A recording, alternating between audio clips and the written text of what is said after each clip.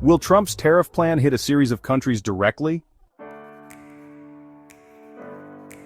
U.S. President Donald Trump's reciprocal tariff order on trading partners could lead to two scenarios. The parties enter negotiations to reduce tariffs or trigger retaliation.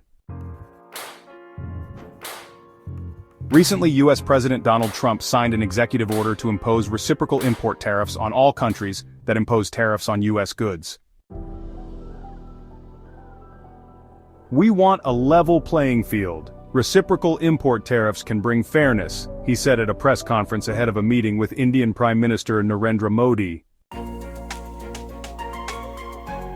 Experts say this move could start a series of negotiations leading to tariff reductions, but also risks triggering retaliation. What are reciprocal tariffs?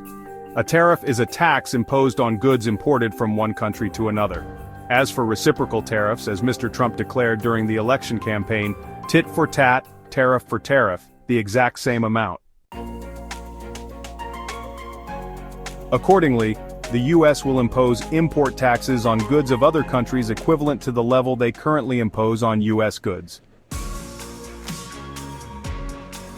They charge us tariffs or import duties and we charge them the same amount. Nobody knows how much that is unless you do it country by country, Mr. Trump explained. A White House official said the target is all countries, regardless of whether they are strategic competitors or allies. Each of these countries takes advantage of us in different ways, and the president describes this as a lack of reciprocity, the official said. Reciprocal tariffs mean that Washington will increase import taxes at the same level that other countries are applying to imported products from the U.S., so the amounts will be applied on a country-by-country basis. In addition to considering tariffs on U.S. goods, Mr. Trump is also considering non-tariff factors such as value-added tax, or VAT. When will they take effect?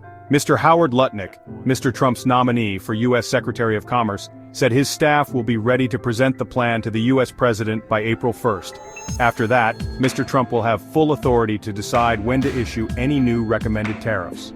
They will first consider cases with the largest trade surpluses and apply the highest import tariffs to the U.S. This process could take weeks or months. The new tariff regulations will be applied under legal authorities related to national security, unfair trade, or emergency economic powers. White House officials said the reciprocal import tariffs may not take effect immediately. It could take weeks or months to be applied. This move is intended to give countries time to negotiate new trade terms with the U.S. Ms. Christine McDaniel, a senior researcher at George Mason University, commented that Mr. Trump's new announcement is like an invitation to negotiate. The U.S. president also suggested that countries reduce import taxes or completely eliminate them. Countries that apply VAT systems are also considered to impose import taxes, and shipping goods to a third country to avoid taxes will not be accepted. He gave an example of Europe applying VAT up to 20%, causing many U.S. businesses to suffer losses. Who are Mr. Trump's new tariffs really aimed at? The plan to impose reciprocal import taxes was announced by him last weekend. At that time, Mr. Trump affirmed that this would help the U.S. be treated fairly like other countries. JPMorgan analysts predicted that reciprocal tariffs would affect emerging economies that are applying high tariffs on U.S. products. The White House singled out Brazil and India as some of the countries it has targeted in its latest tariff plan. They pointed out that the U.S. has a 2.5% ethanol tax, while Brazil charges 18% on U.S. ethanol exports. Mr. Trump also announced that he would soon impose a separate import tax on cars entering the U.S.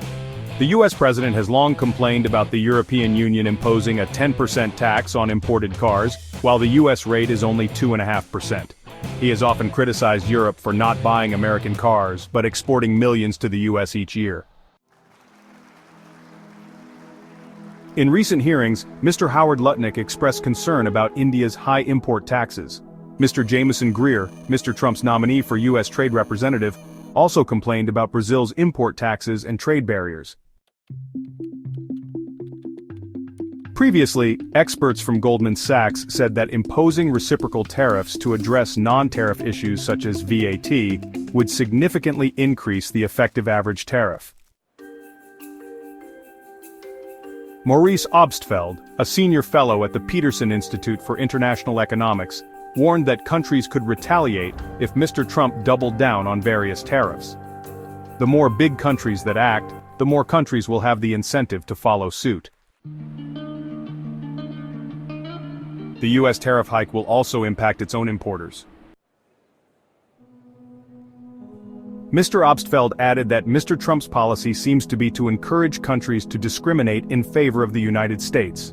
For example, Brazil has reduced tariffs on U.S. cars, but kept them the same for all other cars. Is it too early to assess the impact? Imposing reciprocal import tariffs was one of the core promises of Mr. Trump's re-election campaign, aiming to balance the interests of countries that impose tariffs on U.S. goods and address what the Republican politician sees as unfair trade practices. However, Reuters sources said that structuring such a tax would be a challenge for Trump administration officials. They would have to review the tariffs currently applied to thousands of products from nearly 190 countries. That is why Mr. Trump could not announce reciprocal import tariffs at the beginning of the week as he had previously announced. President Trump's new moves have heated up the trade war. The European Commission, which negotiates trade relations for the bloc, said it was unclear what countermeasures would be applied. Meanwhile, officials and observers said the new policy would target Republican states and traditionally strong U.S. exports. Immediately after President Trump's decision, EU trade ministers scheduled an emergency meeting to discuss how to respond.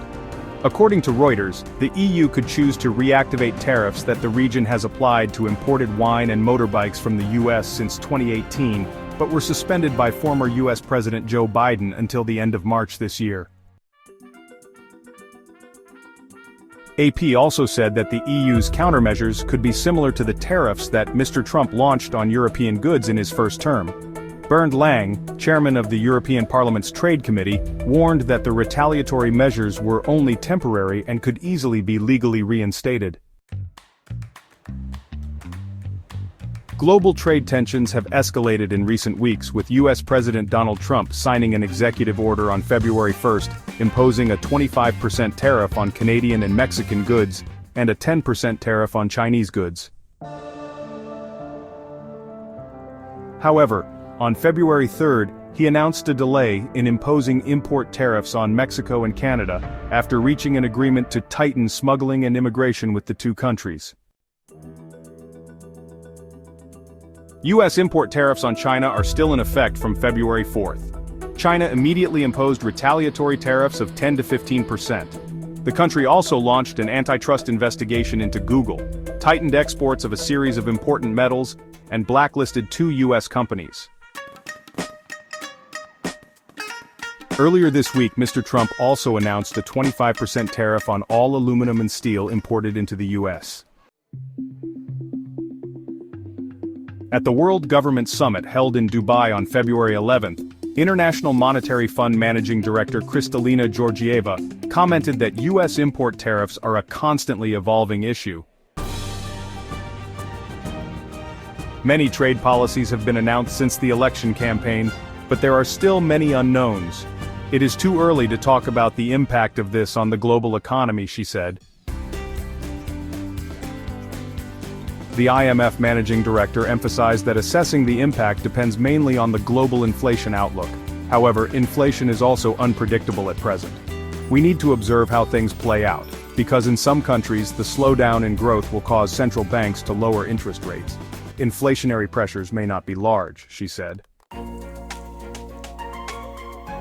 In addition, the reactions of countries to U.S. policies are also difficult to predict, making it even more ambiguous to assess the impact of import tariffs. Also at the event, Ms. Georgieva commented that the global economy is currently very vibrant, despite many recent unprecedented shocks. The organization forecasts world GDP to grow by 3.3% in 2025, slightly higher than 3.2% last year. Some observers warn that, although there are still many big questions about the plans, the new move by the Trump administration could ignite a global trade war and exacerbate the problem of rising inflation in the U.S.